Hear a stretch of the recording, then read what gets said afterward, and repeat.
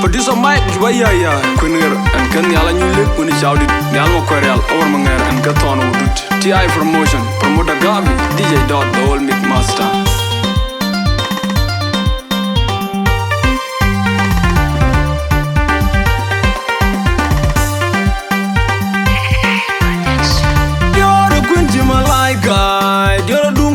Ma biat kedeng ma bu dio di de dunga wara jo deng no kunir kun jite kunere kunir kun man flawa kun yer junu ku ya gore do la kun chir gandera ya du jina wa kun dio tunda kun jite kunere kunir kun man flawa kun yer junu ku ya gore do la kun chir gandam Wajin dia dengue woi ding je diora dukem diora kwenger diora dunga kurala kuya tingi zilva kuya yori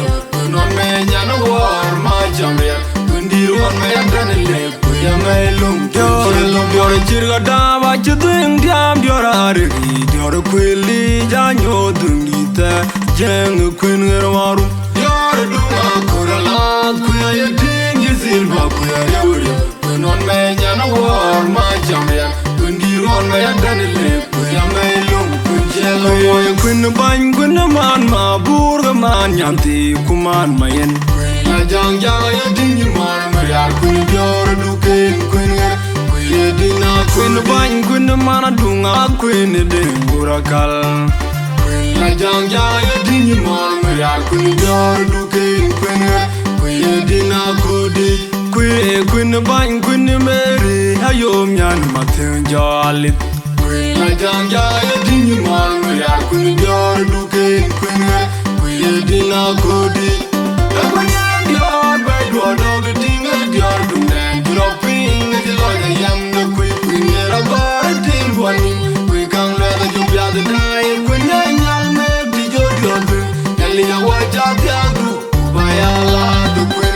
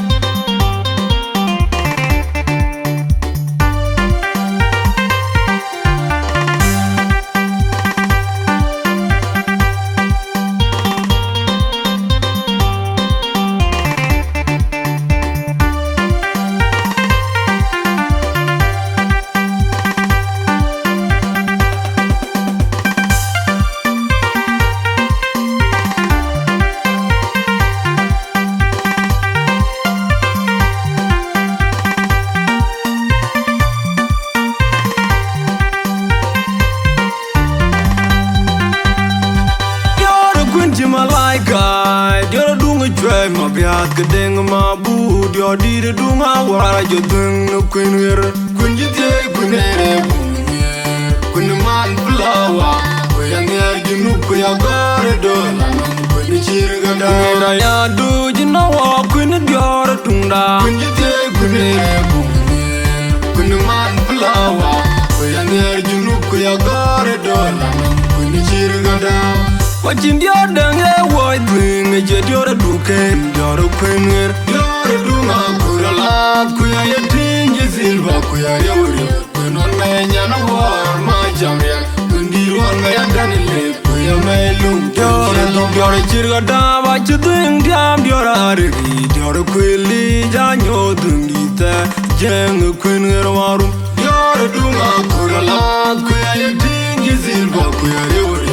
non me nyana war ma jamya kundir won me danele kuya me lum kunjelo yo kun ban kun man ma burga man nyanti kuman mayen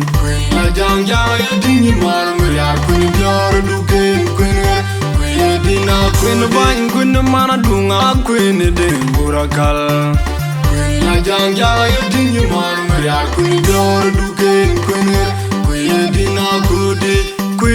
Queen bang queen Mary ayom yan matin jalit Queen la jang ya dingi mor me ya queen jor duken queen dina kudi da queen dior ba do dog dinga dior dunden dropping the lord yam the queen la bar ding one we kan la the job ya the die queen nyal me di jo dior yali ya waja tiangu ba ya la the queen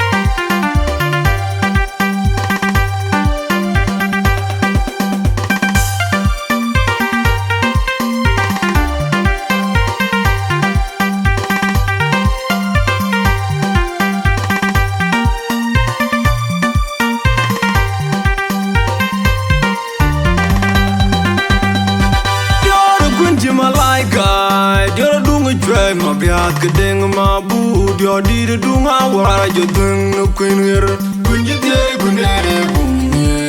kun man flower ku yang yer junu ku ya gore do kun chir ganda ya du jino wa kun dio dunda kun jite kunere kun man flower ku yang yer junu ku ya gore do kun chir ganda Wajin dior denge woi dwing je dior duken dior queener dior dunga kurala kuya yetingi silva kuya yore kunon me nyana war ma jamya kundir war me yadanile kuya me lum dior chirga dawa chudwing diam dior arigi dior kwili janyo dungita jeng queener waru dior dunga kurala kuya yetingi silva kuya yore non me nyana war ma jamya kundir war me yadanile kuya me lum kunjelo yo kun ban kun man ma burga man nyamti kuman mayen la jang jang yedingi mar ya kun dior duken kuya dina kun ban kun man dunga kun dengura kal la jang jang yedingi mar ya kun dior duken kuya dina kodi Queen bang queen Mary ayom yan matin jalit la jang ya dingi mor ya kun dior duken queen dina kodi